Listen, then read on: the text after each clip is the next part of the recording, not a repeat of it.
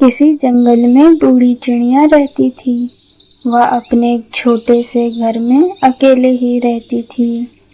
भगवान, तुम मेरी कब सुनोगे? इस बूढ़ी जिंदगी से मैं थक गई हूँ। बूढ़ी चिड़िया जैसे तैसे अपना गुजारा कर रही थी। वह इधर उधर ज्यादा जा नहीं पाती थी। कालू जी, चलिए कहीं घूम कर आते हैं। तुम्हें तो बस घूमने की लगी रहती है। हाँ, तुम तो दिन भर आवारा की तरह घूमते रहते हो और मैं यहाँ घर में बोर होते रहती हूँ। मैं तुम्हें ले जाता हूँ। कालू और गौरी दोनों जंगल में घूमने जाते हैं। रास्ते में उन्हें एक घर दिखता है। कालू जी, ये घर किसका है? इसमें एक बूढ़ी चिड़िया अकेले रहती है। कालू जी, घर कितना सुंदर लग रहा है।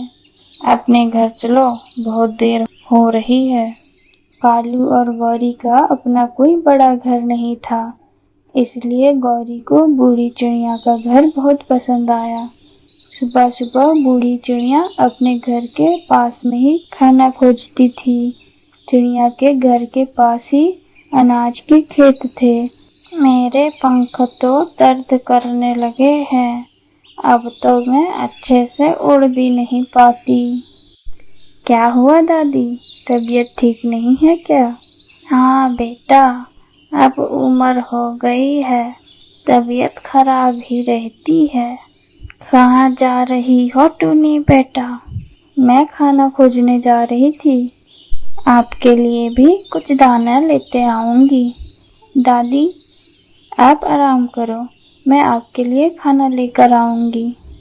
नहीं बेटा, तुम कितने दिनों तक मेरा ख्याल रखोगी?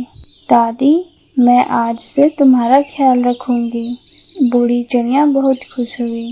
टूनी चिड़िया की एक बेटी थी जिसका नाम चुलबुली था। चुलबुली बेटा, ये दाना लेकर जाओ और जंगल में जो बूढ़ी चिड़िया दादी रहती है उनको दे देना। पर मम्मा, ये हम उनको क्यों दे रहे हैं? बेटा, वो बूढ़ी हो गई है और उड़ नहीं पाती है, हमें उनका ध्यान रखना चाहिए। अरे वाह मम्मा, आप कितनी अच्छी हैं। और चुलबुली दाना लेकर बूढ़ी चिड़िया के पास चली जाती है। कालू बहुत आलसी था, वह दिन भर बस सोता ही रहता था। कालू जी, मुझे एक नया घर बना दीजिए। ये घोंसले में बैठकर मेरी कमर अकड़ गई है। अरे, ये क्या बोल रही हो? ये कोई छोटा काम नहीं है, मैं अकेले कैसे घर बना सकता हूँ? तुम्हें मेरे लिए घर बनवाना ही होगा। अच्छा, मैं कुछ करता हूँ। कालू जंगल की तरफ चला जाता है। वह बूढ़ी चिड़िया के घर के ऊपर बैठ जाता है। अरे, यहाँ तो बस एक बूढ़ी चिड़िया रहती है। किसी तरह अगर मैं इसे यहाँ से हटा दूँ तो यह घर मेरा हो जाएगा। और कालू कुछ सोचने लगता है। अगली सुबह कालू कुछ खाने का सामान लेकर आता है और उसे बूढ़ी चिड़िया के घर के बाहर रख देता है।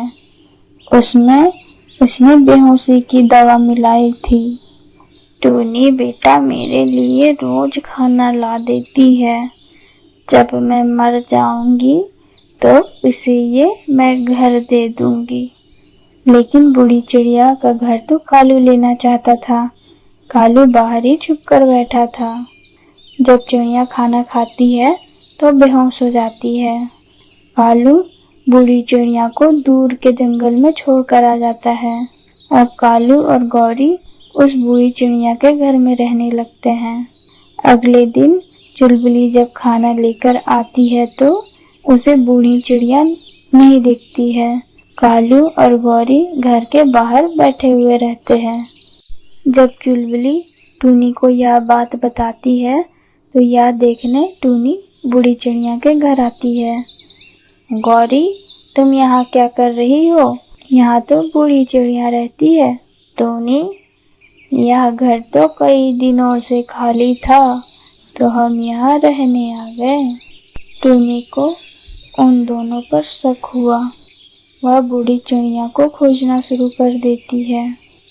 टूनी चिड़िया अपने कई दोस्तों से बूढ़ी चिड़िया के बारे में पता करने जाती है। बूढ़ी, क्या कर रही हो? अरे टूनी, आज बड़े दिनों बाद इधर आई हो। मेरे घर के पास एक बूढ़ी चिड़िया रहती थी, लेकिन अब वो घर में नहीं रहती है। तुमने उन्हें जाते हुए देखा है? अभी तो नहीं देखा। ठीक है बूढ़ी, अगर कुछ पता चले तो मुझे बताना। कई महीने बीत गए, लेकिन बूढ़ी चिड़िया का कुछ पता नहीं चला। एक दिन कालू और गौरी के घर के ऊपर चील बैठा था। वह कुछ खाने के लिए खोज रहा था। चील बाहर से देखता है तो कालू और गौरी सो रहे थे। चील उनके घर के अंदर जाता है और दोनों को मार देता है।